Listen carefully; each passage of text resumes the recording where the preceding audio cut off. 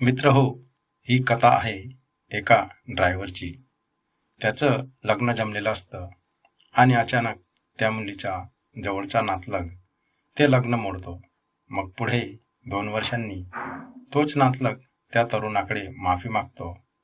पण तो तरुण त्यांना माफ करेल का? कोण होता तो नातलग आणि त्याने लग्नासाठी का नकार दिला? ते या हृदयस्पर्शी भावनिक कथेत आपण ऐकूया. त्याआधी माझ्या मनाचे हित या चॅनलला सबस्क्राईब करा. कथेला लाईक, कमेंट आणि तुमच्या मित्रपरिवारात शेअर नक्की करा. विश्वास त्याच्या आयशर गाडीने माल खाली करून मुंबईहून घरी जायला निघाला होता. दुपारचे 12:30 वाजले होते. त्याने मुंबई सोडली होती आणि तो हायवेवरच्या त्याच्या नेहमीच्या ढाब्यावर जेवणासाठी थांबला. विश्वास हातपाय तोंड धुवून फ्रेश झाला आणि त्याने ऑर्डर केलेलं जेवण आलं. त्याने पहिला घास उचलला आणि त्याचा फोन वाजला. त्याने कॉल रिसीव्ह केला. बोल ताई, त्याच्या मोठ्या बहिणीचा कॉल होता. मामा, व्हिडिओ कॉल उचलणारे. त्याने लगेच व्हिडिओ कॉल घेतला. बोल माझी छकुली, कधी येतोय तू? सगळेजण आले, आई, बाबा, मावशी. फक्त तूच नाही आलास. हो ग माझी छकू, तिकडेच येतोय ना मी. पण कधी येशील? माझा बर्थडे झाल्यावर. पण माझ्या शिवाय तुझा बर्थडे तरी होईल का? नाही ना. मग मी 5 वाजेपर्यंत येतो. तोपर्यंत तू तयारी करून ठेव आणि तुला काय गिफ्ट हवं तेही सांग. मला मोठा टेडी बेअर हवा मामा.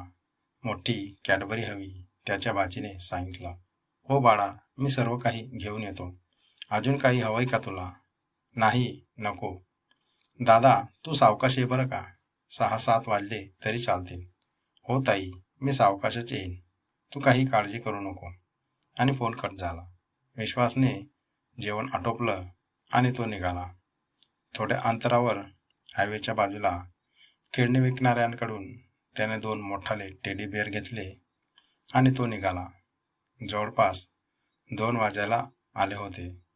छान जुनी ऐकत तो गाडी चालवत होता आणि अचानक त्याने ब्रेक लावला. गाडी जागेवरच थांबली. एक 18-20 वर्षाच्या तरुणाने हात दिला होता. त्याचे कपडे पूर्ण रक्ताने भरले होते. डोक्याला त्याने रुमाल गुंडाळलेला होता. तो खूपच रडत हात जोडून विश्वासकडे मदत मागत होता.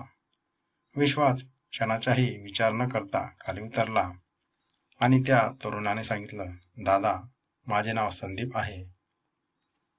माझ्या आणि बाबांचा ॲक्सिडेंट झाला आहे. प्लीज दादा, मदत करा ना. मागच्या अर्ध्या तासापासून मी मदत मागतोय. ॲम्ब्युलन्सलाही फोन केलाय, पण अजून आलेली नाही. त्याने त्या मुलाच्या मदतीने त्याच्या बापाला उचललं आणि त्याच्या आयशरमध्ये टाकले. त्या व्यक्तीच्या डोक्याला जबर मार बसला होता. डोक्यातून खूपच रक्तस्राव होत होता. पायही फ्रॅक्चर झाले होते. संदीप खूपच रडत होता. विश्वासही भरधाव वेगाने गाडी पळवत होता. तो व्यक्ती वेदनेने कणवत होता. विश्वास दोघी बाप लेकांना धीर देत गाडी चालवत होता. संदीपही त्याच्या बापाला धीर देत बोलत होता, बाबा, काही नाही होणार तुम्हाला. थोडा धीर धरा ना. मित्र हो, 1.5 तासाचं अंतर विश्वासने पाऊण तासातच पार केलं आणि जवळच्या शहरातल्या मोठ्या हॉस्पिटलमध्ये इमर्जन्सी वॉर्डमध्ये त्यांना टाकलं. आधी डॉक्टरांनी ॲक्सिडेंट केसची नोंद पोलिसांकडे केली. त्यांचा जबाब घेतले. डॉक्टरांनी त्या व्यक्तीला आणि मुलाचा इलाज सुरू केला. आता 6:30 वाजायला आले होते आणि त्याने फोन पाहिला, पण फोन त्याच्या खिशात नव्हता. त्याने गाडीची कॅबिन पूर्ण शोधली. फोन काही सापडला नाही आणि त्याला समजलं की फोन ॲक्सिडेंट पॉईंटवरच पडला असेल. त्याने लगेच PCOवरून त्याच्या बहिणीला कॉल केला आणि सविस्तर वृत्त सांगितलं. त्याच्या आई बहिणीने त्याची पुन्हा पुन्हा खात्री करून घेतली आणि त्यांना तेव्हा खरं पटलं. 7 वाजेला संदीपने विश्वासचे धन्यवाद केले.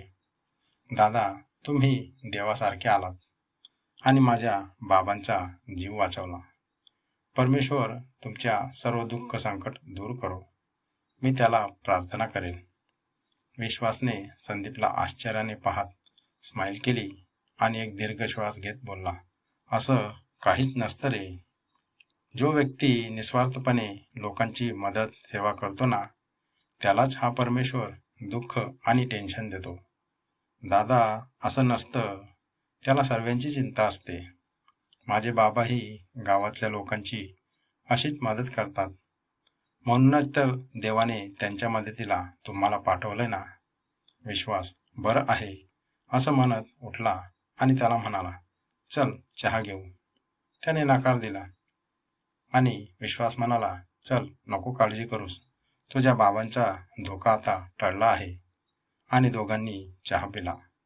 विश्वासने डॉक्टरांना त्यांची तब्येत विचारली. त्यांनी आता काही काळजी नसल्याचं सांगितलं. त्यांच्याही जीवात जीव आला आणि तो जायला निघाला. संदीपने त्याचा पत्ता मागितला. विश्वासने त्याचे व्हिजिटिंग कार्ड दिलं. संदीप म्हणाला, दादा, तुमचे उपकार मी कधीच विसरणार नाही. विश्वास जायला निघाला. तो गाडीत बसला. संदीप त्याच्या जवळच उभा होता. चल, नशिबात असेल तर पुन्हा भेटू. विश्वासने गाडी स्टार्ट केली आणि संदीपने विचारलं, दादा, तुमचं लग्न झालं आहे का? कॅबिनमध्ये टेडी बिअर डॉल दिसल्या म्हणून विचारलं. नाही रे, त्या बाहुल्या माझ्या भाचीसाठी घेतल्या होत्या. तिचा आज वाढदिवस आहे. तिला मी प्रॉमिस केलं होतं 6 वाजेपर्यंत येईल. त्याने खूप दुःखी मनाने सांगितलं. कसं आहे मित्रा, आमच्यासारख्या ड्रायव्हर लोकांना कोण आपली मुलगी देईल? आम्ही एक महिना घरी येत नाही आणि आजकालच्या आईबापांना त्यांच्या मुलीसाठी नोकरीवाला मुलगा हवा. आमच्यासारखा ड्रायव्हर, शेतकरी किंवा मोलमजुरी करणारा मुलगा त्यांना नको आहे. विश्वासने गाडी रिव्हर्स केली आणि त्याला सांगितलं, सॉरी दादा, आमच्यामुळे तुम्हाला एवढा वेळपर्यंत थांबावं लागलं. पण दादा, तुम्ही जर वेळेवर मला बाबांना हॉस्पिटलमध्ये आणलं नसतं तर, असं म्हणत संदीप पुन्हा रडायला लागला. संदीप, नको रडूस. माझ्यासारख्या ड्रायव्हर लोकांचं हे कर्तव्यच आहे. माझ्या बाचीचा वाढदिवस उद्याही साजरा होईल, पण हे खूप महत्त्वाचं होतं. शांत हो आणि तुझ्या बाबांना बरे झाल्यावर विचार या विषयावर त्यांचं मत काय आहे. चल, 9 वाजायला आले. काळजी घे त्यांची आणि स्वतःची. हो दादा, सावकाश जा. आणि विश्वास निघाला. विश्वासही संदीपच्या बोलण्याचा विचार करत होता. खरं आहे, माझ्यासारख्या कित्येक ड्रायव्हर तरुणांची लग्न जमत नाही. ज्या व्यक्तीने माझं लग्न मोडलं त्याच व्यक्तीला माझ्याकडून जीवदान दिलं. अशी कशी रे तुझी लीला? तो समोर ठेवलेल्या बाप्पाकडे बघत मनातच बोलत होता. मित्र हो, ज्या व्यक्तीने त्याचं लग्न मोडलं होतं ते म्हणजे संदीपचे वडील होते. आणि योगायोग बघा, त्याच व्यक्तीला त्याने जीवदान दिला. जर त्याच्यात माणुसकी राहिली नसती किंवा त्याने राग धरून ठेवला असता तर आज ते वाचले नसते. पण संदीप लहानपणापासूनच लोकांची मदत करत आला होता. त्याला कुणीही काही बोललं तरी राग मानायचा नाही. असा हा विश्वास. 2 बहिणींचा एकुलता एक भाऊ. त्याचे वडीलही ड्रायव्हर होते. ते गावात ट्रॅक्टर चालवायचे. परिस्थिती गरिबीची होती. तसं त्याचं 10वी पर्यंतचं शिक्षण झालं आणि त्यानेही ड्रायव्हिंग शिकली. आधी दुसऱ्यांच्या गाडीवर ड्रायव्हर म्हणून काम केलं. दोघी बहिणींचं लग्न झालं. त्या त्यांच्या संसारात सुखी होत्या. विश्वासनेही 4 वर्षापूर्वी आयशर गाडी घेतली. तेव्हापासून त्याची ही परिस्थिती बदलली. मोठं घर बांधलं. घरात सर्व सुख सोयी होत्या. तोही आता 25शीत आला होता. त्याच्या आईबाबांनी त्याच्यासाठी मुलगी शोधायला सुरुवात केली. त्याच्या बहिणीही प्रयत्न करीत होते, पण कुठूनही काही होत नव्हतं. एकदा असंच येताना त्याने एका कुटुंबाला लिफ्ट दिली आणि त्यांच्यासोबत एक तरुण देखणी मुलगी होती. दोघांची नजरानजर झाली आणि एकमेकांना पसंत केलं. नजरेने एकमेकांशी बोलत होते.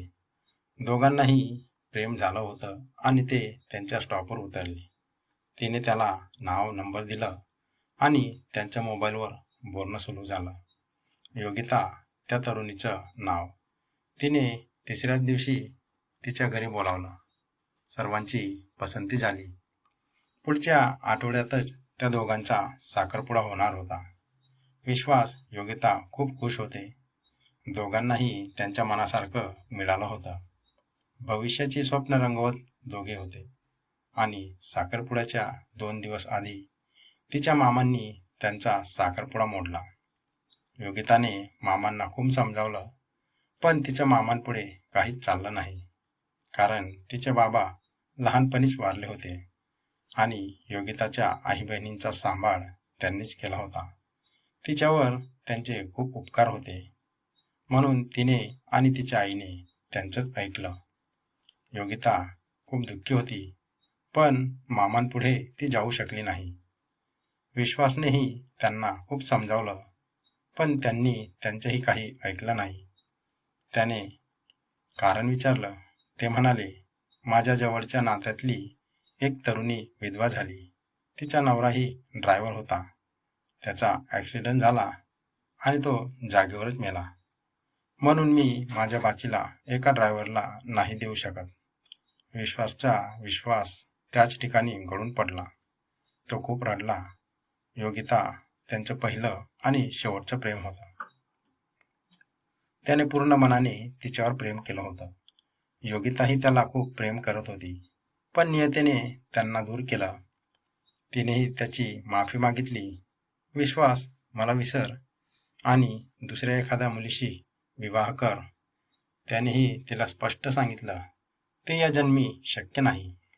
आणि तसंही आमच्या ड्रायव्हर लोकांना कोण आपल्या मुली देतील. उद्या जर आम्हाला काही झालं तर त्यापेक्षा मी डोक्यातून लग्न आणि लग्नाचा विचारच काढतो.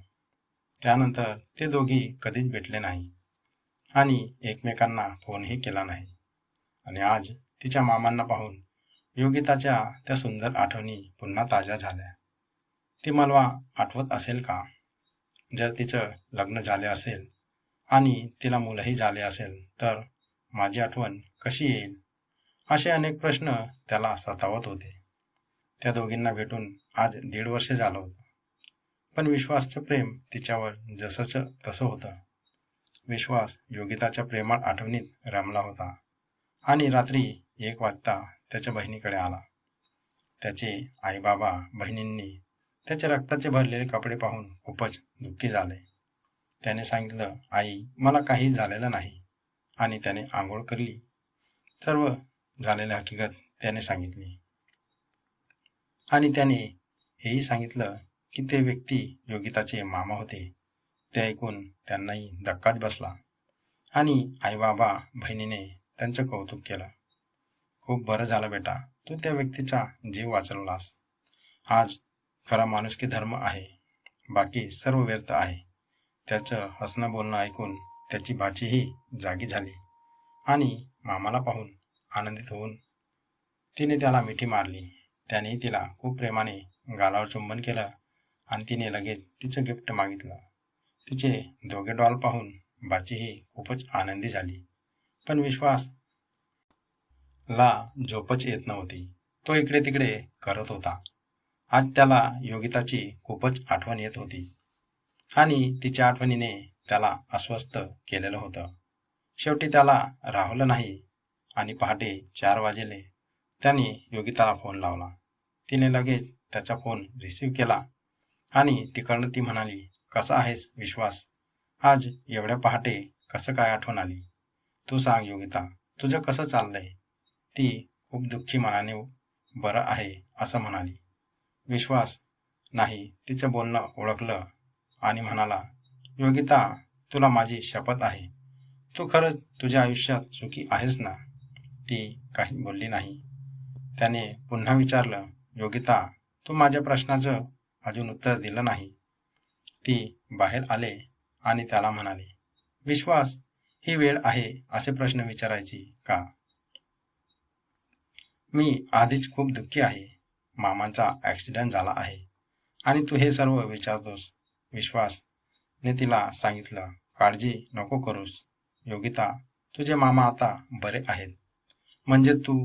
हो योगिता, मीच तुझ्या मामांना दवाखान्यात घेऊन गेलो. त्याने योगिताला पूर्ण बोलण्याआधीच थांबवत तो म्हणाला.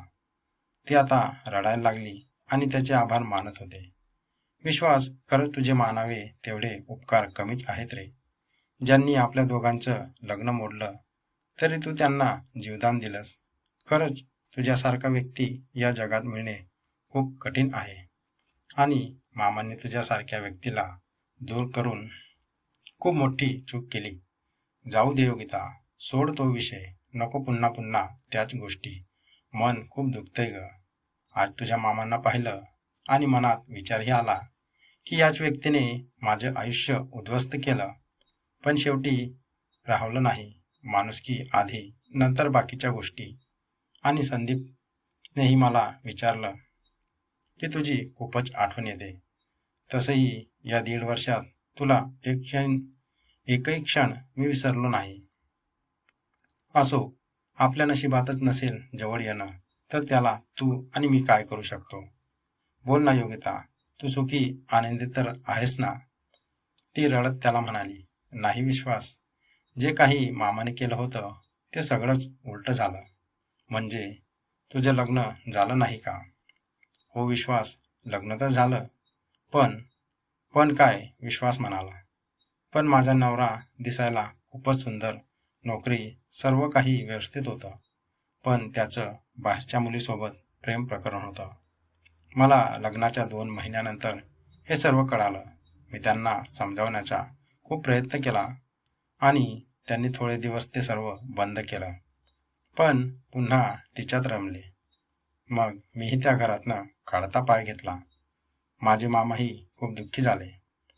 त्यांना हेही एक प्रकारचं टेन्शन आलं की माझ्या बाचीसाठी सर्व सुविधा पाहायला गेलो आणि माझ्याकडूनच तिच्या आयुष्याचा ऱ्हास झाला आणि ते लग्न मामांनी मोडलं. आता मी घरीच आहे. किती स्वार्थी आहेस योगिता तू. एक फोन करून सुद्धा तू मला कळवलं नाही. मी भेटायला तरी येऊ शकलो असतो. तुझं तेवढंच दुःख कमी झालं असतं. विश्वास तिला थोडं दुःखी होऊनच बोलला. योगिताही रडत त्याला सॉरी म्हणत होती. मला खरंच काहीच सुचलं नाही रे. मग मी तरी काय करणार होते. एकतर आधीच तुझ्यापासून दूर झाले होते. त्याचेही दुःख होतं आणि जिथे लग्न करून गेले त्याचंही असं ऐकल्यावर मी पूर्ण तुटून गेले. मग माझं कशातही मन रमलं नाही. तूच सांग, मी कुठल्या तोंडाने तुझ्याशी बोलले असते. आणि ती खूप रडत होती. विश्वासनेही तिला सांगितलं, नको रडूस योगिता, मी उद्या तुला भेटायला येतोय. मग निवांत बोलू आपण. चालेल ना तुला? ती रडतच म्हणाली, हो विश्वास, तू ये, मला खूप धीर येईल रे. अशा दोघांच्या जवळपास 1.5 तास गप्पा चालल्या. आता पहाट झाली होती. सर्वजण उठले होते आणि विश्वास योगितांचं बोलणं चालूच होतं. विश्वास, मी आता फोन ठेवते. घराचेही सर्व उठले आणि मामांना बघण्यासाठी आम्ही सर्वजण तिकडे जात आहोत. विश्वासने तिला सांगितलं, योगिता तू नको जाऊस. मी तुला भेटायला घरी येतोय. तुझे घरचे जात आहे त्यांना जाऊ दे. पण तू तिथेच राहा. मला तुला भेटायचे आहे. ठीक आहे विश्वास, मी तुझी वाट बघते. आणि त्या दोघांनी फोन ठेवला. विश्वासनेही आता योगिताकडे जाण्यासाठी आंघोळ वगैरे आटोपली. सर्व काही व्यवस्थित झालं आणि तो तिला 1.5 वर्षानंतर भेटण्यासाठी निघाला. त्याने आधीच तिच्याशी फोनवर बोलून सांगितलं होतं की मी घरातून निघालोय. योगिताने त्याला सांगितलं, मी तुझ्या आवडीचा स्वयंपाक करून ठेवते. आपण एकत्र जेवू. जवळपास 11 वाजेच्या सुमारास विश्वास योगिताच्या घरी पोहोचला. योगितानेही दारात उभे राहून त्याचीच वाट पाहत होती. दोघांच्याही नजरानजर झाली. एकमेकांना स्मित हास्य केलं आणि योगितानेही त्याचं वेलकम केलं. विश्वास घरात आला आणि योगिताची तब्येत पाहून खूपच दुःखी झाला. त्याचे डोळे पाणावले आणि त्याने तिला जवळ घेत विचारलं. तीही खाली मान करून उभी होती आणि तिच्या डोळ्यात पाणी होते. त्याने जसं तिचा चेहरा हातात धरून वर केला तसं योगितानेही रडत त्याला मिठीच मारली. विश्वासनेही तिला आपल्या मिठीत घेत म्हणाला, योगिता, काय अवस्था करून घेतली स्वतःची. अगं, एक फोन केला असता मला, मी आलो असतो ना. ती रडतच म्हणाली. तेही सॉरी विश्वास, खूप मोठी चूक झाली माझ्याकडून. आणि ते दोघी शांत झाले. त्याने तिला खूप प्रेमाने समजावून सांगितलं, जे झालं ते जाऊ दे. ऐक ना योगिता, अजूनही वेळ गेलेली नाही. आपण तुझ्या घरच्यांना बोलून. एवढं बोलताच योगिता म्हणाली, विश्वास, मीही आता तुझ्याशिवाय नाही राहू शकत. आणि कोणी कितीही विरोध केला तरी मी काही कोणाचं ऐकणार नाही. हे ती बोलताच विश्वासनेही योगिताला आपल्या मिठीत घेतलं आणि दोघांनी एकमेकांना आपलं प्रेम व्यक्त केलं. थोड्याच वेळाने तिने त्याला हातपाय धुवून जेवायला सांगितले आणि दोघेही जेवायला बसले. योगिताने विश्वासच्या आवडीचे जेवण बनवले होते. दोघांनीही आनंदाने जेवण आटोपलं. त्याच्या आईबाबांचाही फोन आला आणि त्यांनी सांगितलं, विश्वास, तू योगिताकडेच थांब, आम्ही तिथेच येत आहोत. आणि विश्वासने होकार देत फोन ठेवला. दोघांनाही कळलं होतं की आई बाबा कशासाठी येत आहेत ते. जवळपास सायंकाळी 5 वाजताचे सर्वजण योगिताच्या घरी आले.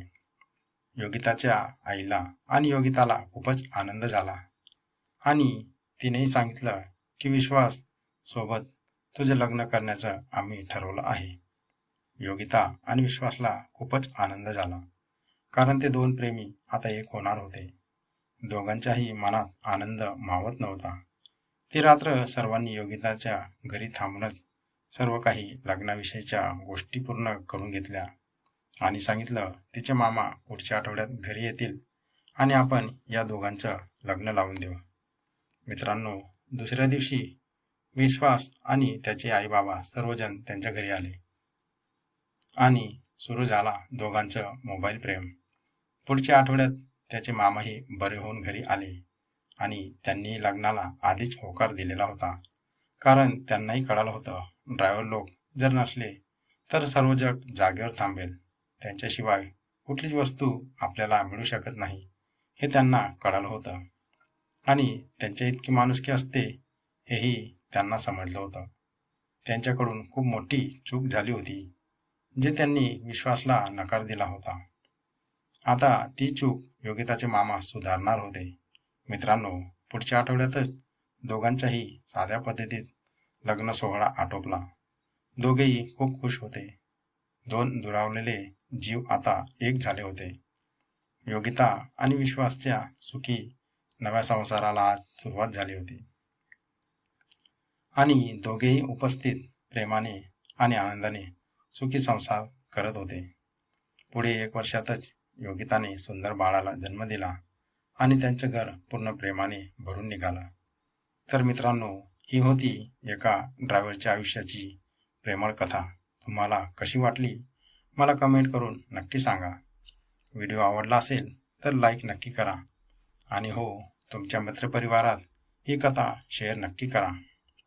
माझ्या मनाचे हित या चॅनललाही सबस्क्राईब केलं नसेल तर प्लीज सबस्क्राईब करून घ्या आणि अशाच वेगवेगळ्या विषयाच्या सुंदर मराठी कथा माझ्या चॅनलवर नियमित ऐका.